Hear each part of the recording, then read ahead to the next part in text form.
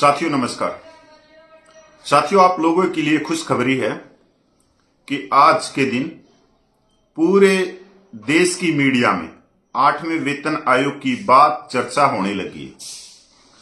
चाहे आप बड़े बड़े न्यूज चैनल देखो, बड़े बड़े हिंदी इंग्लिश के अखबार देखो, उनकी मेन सुर्खियों में 8वां वेतन आयोग की बात होने लगी। और ये बात होने क्यों लग गई है? ये आम जो कर्मचारी हैं, जो उम्मीद लगा के बैठे हैं कि 8वां वेतन आयोग के ऊपर सरकार को कमेटी गठित करनी चाहिए, ना कि उन आदमियों की वजह से सरकार दबाव में है जो कोट टाई पहन के आए दिन 8वां वेतन आयोग या 18 महीने के डीए की खबरों को मिर्च मसाला दिखा के परोस देते हैं। साथियों, आज मैं आप लोगों के सामने 8वें वेतन आयोग का फिटमेंट फैक्टर लेके आया हूं कि इसमें कितनी बढ़ोतरी हो जाएगा। उससे पहले मैं आप लोगों से 30 सेकंड और भी बात करूंगा। आप अगर सच देख रहे हो तो सही चैनल पे आए हो, क्योंकि मैं कोई खबर नहीं बताता, मैं आपके सामने कुछ आंकड़े रखता हूं जिस आंकड़ों से आप खुद ही हिसाब लगा सकते हो कि कितना फिटमेंट फैक्टर मिलेगा। न कि आप विशेषज्ञ की बात पे भरोसा करो या आप अखबारों की बात पे भरोसा करो। सबसे पहले भरोसा करो अपने आप पे, तो फिटमेंट फैक्टर आपके पास में है। साथियों, इसके साथ में ही जो कोट टाई यूट्यूबर हैं, खासकर हमारे जो सैनिक समाज के हैं 700 के करीब, जिसमें हमारे रिटायर्ड सूबेदार ऑन रेडी यही उन चैनलों को चला रहे हैं। मेरी इनसे गुजारिश है कि आप ऐसी बारमक खबरें ना दें। आप कोट टाई पहन के बड़े सुंदर लग रहे हो, पर आपको सच दिखाना चाहिए, और सच के हिसाब से आप लोगों को जो आम कर्मचारियों की है, जो मान और सम्मान है, जो समानता है, वो भारत सरकार तक पहुंचाना चाहिए। मीडिया का यही करते होता है। पर अगर कोई मीडिया गोदी मीडिया बन जाए और सरकार के इशारों पे नाचने लग जाए तो वो मीडिया नहीं है। वो एक किस कैटेगरी के अंदर आती है? दलाल मीडिया के अंदर आती है।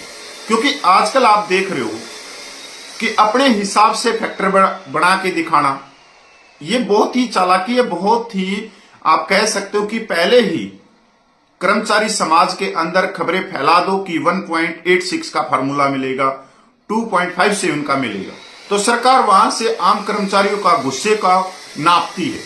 अगर कर्मचारी अगर फिटमेंट फैक्टर 3.86 मांगे या पूरी खबरें इस तरह की चले तो सरकार उसमें ज्यादा दबाव में आती है, पर ये दिखाते हैं दूसरी तरीके से।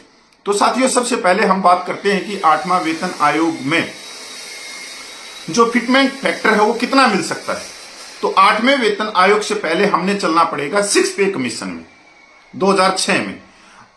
क्योंकि चलना पड़ेगा? क्योंकि 2006 से ही आप समझ सकते हो कि 8वें वेतन आयोग में क्या मिलेगा, या कोई दूसरा तंत्र, दूसरी प्रणाली, दूसरा सिस्टम लाया जाएगा। तो पहले देखते हैं हम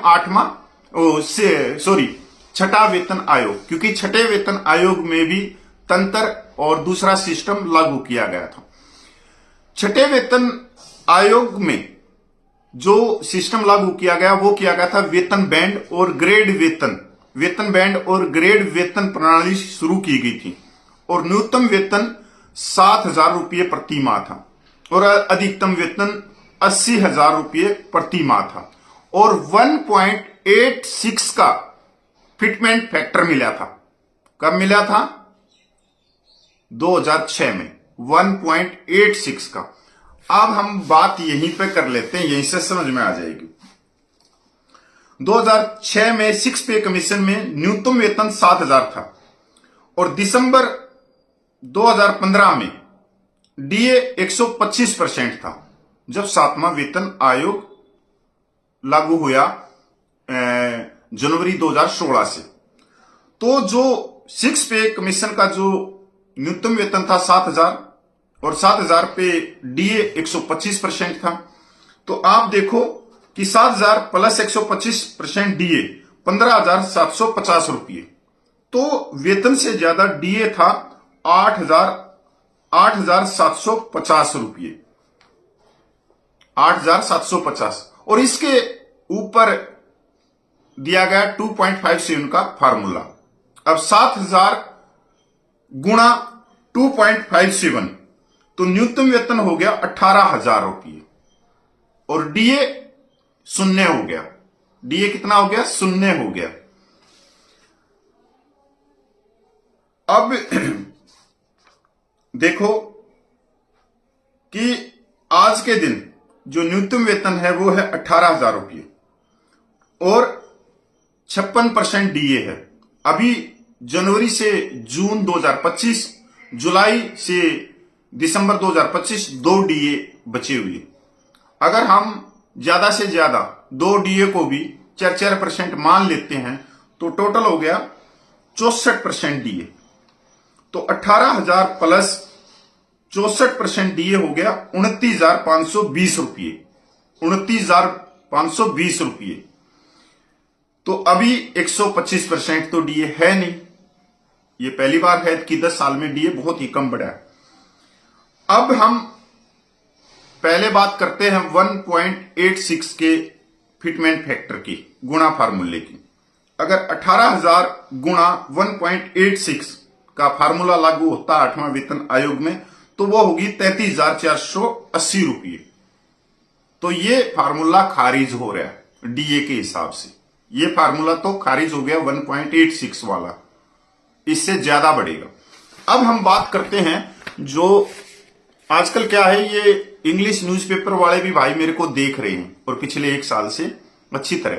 तो जो बात मैं कहता हूं पहले दिनों में वही बात आजकल अखबारों में भी आ रही है। इंग्लिश न्यूज़पेपरों में बड़ी गंभीरता से इन चीजों को छाप रहे हैं और यहां ही नहीं, वो अपने सूत्र भी लड़ा लेते होंगे सरकार से, जो मंत्रालयों में बैठे हैं कहीं ना कहीं से, जो वो खोजबीन करके आप लोगों के सामने रखते हैं।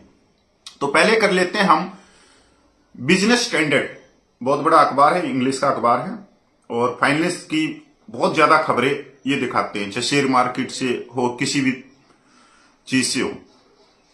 8वां वेतन आयोग सरकारी कर्मचारी 8वें वेतन आयोग के बारे में घोषणा का बेसब्री से इंतजार कर रहे हैं, जिससे उनके वेतन और लाभों में महत्वपूर्ण बदलाव आने की उम्मीद है। सेवानिवृत्त सरकारी कर्मचारियों को लागू होने के बाद पेंशन और भत्तों में वृद्धि देखने को मिल सकती है। हालांकि 8वें वेतन आयोग के रोल आउट के बारे में सरकार की ओर से कोई आधिकारिक संचार नहीं हुआ है। ऐसे सुझाव की सरकारी कर्मचारियों के वेतन को समायोजित करने के लिए नए वेतन आयोग के विकल्प के रूप में प्रदर्शन आधारित वेतन संशोधन या अन्य तंत्र पर विचार किया जा सकता है। तो हर पे कमीशन में कुछ ना कुछ अलग प्रणाली लेके आते हैं। 2006 में पे बैंड लेके आए थे, ग्रेड पे लेके आए थे, तो अब की बार भी कुछ लेके आ सकते हैं, उम्मीद है। 8वें वेतन के आयोग के माध्यम से या वेतन वृद्धि के निर्धारित करने के लिए सरकार द्वारा प्रस्तावित किसी अन्य फार्मूले के माध्यम से कुछ कर सकते हैं। 7वें वेतन आयोग की सिफारिशें नरेंद्र मोदी के नेतृत्व वाली सरकार द्वारा जनवरी 2016 से लागू की गई। पैनल का कार्यकाल 31 दिसंबर 2025 को समाप्त हो गया। 7वें वेतन आयोग से पहले 4वें, 5वें और 6वें वेतन आयोग का कार्यकाल समान रूप से 10 वर्ष का था। समाचार रिपोर्टों के अनुसार ट्रेड यूनियन केंद्रीय बजट में जल्द ही केंद्र सरकार द्वारा 8वें वेतन आयोग की घोषणा की उम्मीद कर रही है। केंद्रीय कर्मचारी आगामी बजट 2025 के बारे में वित्त मंत्री निर्मला सीतारमण से किसी भी अपडेट के लिए सतर्क है। 2025-26 के लिए केंद्रीय बजट 1 फरवरी 2025 को पेश किया जाना है और उम्मीद कर रहे हैं केंद्रीय कर्मचारी की इस दिन कोई बड़ी घोषणा हो सकती है 8वें वेतन आयोग को लेके, उसकी कमेटी बनाने के ऊपर या नई प्रणाली के ऊपर। वेतन में कितनी वृद्धि की उम्मीद की जा सकती है? केंद्र और राज्य दोनों स्तरों पर सरकारी कर्मचारी 8वें वेतन आयोग की स्थापना का बेसब्री से इंतजार कर रहे हैं। हाल ही की रिपोर्टों से पता चलता है कि फिटमेंट फैक्टर को 2.57 से बढ़ाकर 2.86 किया जा सकता है और यही मेरी उम्मीद है। पिछले 1 साल से मैं भी यही कह रहा हूं कि 2.86 तक फार्मूला मिल सकता है, पर 3.68 तक फार्मूला नहीं जाएगा। वो इसलिए नहीं जाएगा क्योंकि जो कोट टाई यूट्यूबर है उन्होंने एक तरह से केंद्रीय कर्मचारियों को भ्रमित कर दिया और केंद्रीय कर्मचारियों के दिमाग में उन्होंने हमेशा एक जो फार्मूला था उसको बढ़ा चढ़ा कर नहीं दिखाया। कर्मचारियों की जो आज के टाइम स्थिति है, जो फाइनेंस की है, उसको भी नहीं दिखाया कि महंगाई कितनी बढ़ गई है, किस हिसाब से बढ़ रही है। जिस तरह से मैं बात कर रहा हूं, पिछले 1 साल से मैं सरकार से सवाल पूछता हूं, वो सरकार का गुणगान करते हैं। तो गुणगान करने वालों को सिर्फ मेरे हिसाब से कुछ मिलता नहीं है। उदाहरण के लिए अगर फिटमेंट फैक्टर को बढ़ाकर 2.86 कर दिया जाए तो मौजूदा न्यूनतम मूल वेतन 18,000 रुपये संभावित रूप से बढ़कर 51,480 रुपये हो सकता है। सरकारी कर्मचारी और सेवानिवृत्त लोगों के संशोधित मूल वेतन और पेंशन को निर्धारित करने में फिटमेंट फैक्टर की अहम भूमिका होती है। केंद्र ने क्या कहा? पहले भी ऐसे खबरें आई कि सरकार वेतन आयोग की जगह एक नई प्रणाली लागू करने की संभावना तलाश कर सकती है। तो ऐतिहासिक रूप से सरकारी कर्मचारियों की लगभग हर दशक में वेतन और पेंशन समायोजन की सिफारिशें करते हैं। संसद में राज्य मंत्री पंकज चौधरी ने 8वें वेतन आयोग के लिए मना कर दिया था। अब 6ठे वेतन आयोग की जो बातें मैं बता रहा था, मैंने भी एक दिन बताई थी कि 6ठे वेतन आयोग में 1.86 का फार्मूला मिला था और उस समय जो भाई डीए भी बहुत 100 के पार चला गया था। और फिर 7वें पे कमीशन में 2.5 से इनका फार्मूला मिला था। उस समय डीए 125% था, तो आप अंदाजा लगा लो जो जितना वेतन था उससे ज्यादा डीए था। अगर उस समय 2016 में जो न्यूनतम वेतन था 7,000 के करीब था और 125% डीए था, तो टोटल था 15,750 रुपये। तो 7,000 के ऊपर जो डीए था वो था 8,750 रुपये, तो वेतन से ज्यादा डीए था, इसलिए 2.5 से उनका फार्मूला मिला, क्योंकि जीरो माइनस हो गया। अब जैसे कि आप 18,000 रुपये न्यूनतम वेतन ले रहे हो और उसके ऊपर अभी 56% डीए है, तो वो डीए भी तो माइनस होगा ना। जब फार्मूला मिलता है तो पहले देख ली जाती है कि डीए मिला के और बेसिक जो वेतन है वो कितना है, तो वो दोनों टोटल मिला के तभी कोई फिटमेंट फैक्टर सेट किया जाता है। तो 7वां वेतन आयोग में 2016 में 18,000 रुपये थी और वेतन बैंड और ग्रेड पे वेतन कुछ वो सब कुछ पीछे हटा लिया था और सीधे उस पे स्केल पे ले आए थे, लेवल पे ले आए थे। तो अब भाइयों सीधी सी बात यह है कि जो फिटमेंट फैक्टर मिलेगा वो मिलेगा 2.57 से लेके 2.86 तक। और इसमें खुशखबरी यह है कि आज के दिन 8वां वेतन आयोग सिर्फ मेरे मुंह से नहीं आ रहा कि मैं ही बता रहा हूं 8वें वेतन आयोग के बारे में।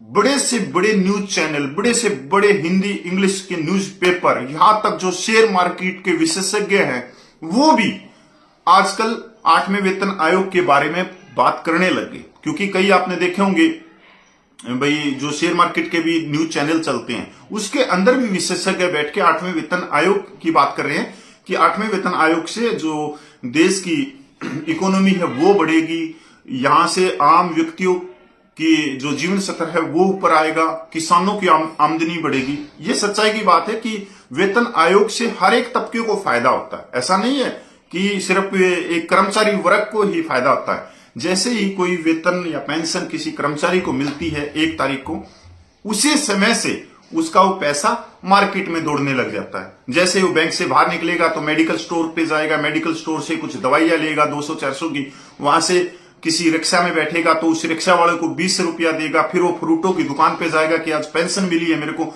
बच्चों के लिए मैं कुछ सेब पपीते केड़े लेके चल पड़ूं।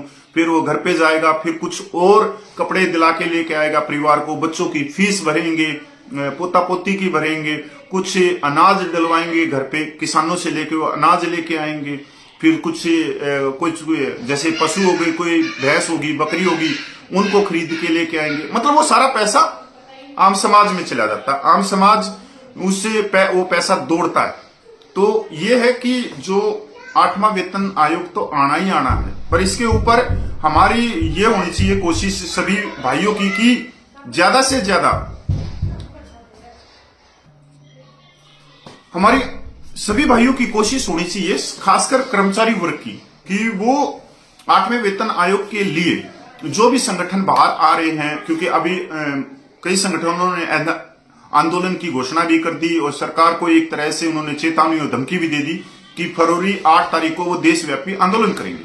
तो हम भी अगर थोड़ा बहुत समय लगा के उनके साथ में मिले, उनके हाथों को मजबूत करें, तो ये सभी के फायदे में ही होगा। दूसरी चीज मैं इतना भी कहूंगा, क्योंकि आजकल जो सोशल मीडिया है वो झूठ का व्यापार है, वो कोरा झूठ है।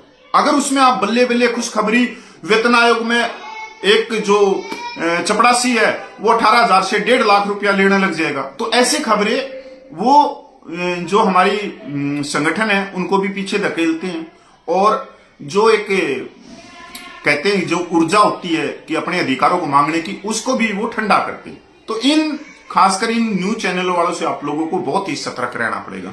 और मेरे जो लाखों केंद्रीय कर्मचारी हैं, मैं तो देखो भाई, मैं तो पूर्व सैनिक हूं, एक सैनिक हूं, मैं तो लाखों केंद्रीय कर्मचारियों को कहना चाहता हूं कि जो केंद्रीय कर्मचारियों की पे पेंशन या उनके जो अधिकारों की बात है, कोई यूट्यूब चैनल पे कोई करता है तो कोई चैनल नहीं है केंद्रीय कर्मचारियों की तरफ से। वो जो भी खबरें आती हैं वो न्यूज चैनलों के द्वारा आती हैं, जो ऑफिशियल न्यूज चैनल आज तक है ये है।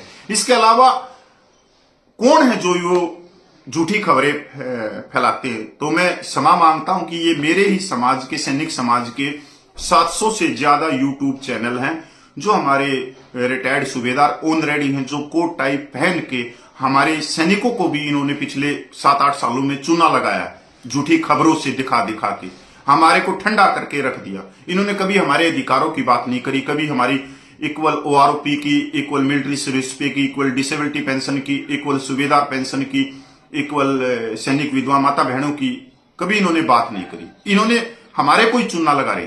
तो मेरी खासकर आप लोगों से रिक्वेस्ट है कि हमारे सैनिक समाज को तो इन्होंने अपने यूट्यूब चैनल के जरिए एक नशे में, जो इसका भी नशा होता है ना मीडिया का, उस नशे में इन्होंने उनको अपनी तरफ खींच रखा है, क्योंकि हमारे पूर्व सैनिकों को ऐसा नशा कर दिया कि इनके वीडियो देखे बगैर उनको नींद ही नहीं आती।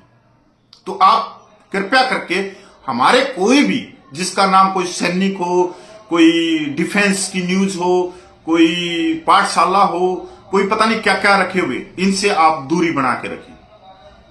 नीति भ्रमित करने के अलावा कुछ नहीं करेंगे। हम तो बहुत समझाता हूं मैं तो अपने 30 लाख पूर्व सैनिकों को, पर वो मानते नहीं इनकी देखे बगैर, तो उनको देखने दो। और मैं केंद्रीय कर्मचारियों को कहना चाहता हूं कि आप सिर्फ ऑफिशियल जो भी इंग्लिश न्यूज़पेपर हैं, बड़े बड़े न्यूज चैनल हैं, उनको उनकी खबरों में जाएं और खुद आप अंदाजा लगाएं। इसलिए मैंने आज ये उदाहरण दिया था कि आप खुद अपनी पे पेंशन 8वें वेतन आयोग में कितना बढ़ सकता है। तो आपको 2006 वाला पे कमीशन देख लो, 2016 वाला देख लो और अगले वाला देख लो कि किस हिसाब से बढ़ा था, क्या परसेंटेज डीए का था। तो अपने पास में ही आपके आंकड़े आ जाएंगे। कोई बड़ा विशेषज्ञ थोड़ी बताएगा इसको, वो भी तो कमेटी में जो बनाएंगे, मेरे जैसे ही तो आदमी बैठेंगे उस कमेटी में, वो भी तो देखेंगे 10 साल में महंगाई कितनी बढ़ी है, किस आंकड़े के अनुसार चलिए, और डीए मिला के बेसिक वेतन टोटल कितना है और इसके ऊपर हमने कितना देना चाहिए। तो सिंपल सी लॉजिक है। जय हिंद, वंदे मातरम।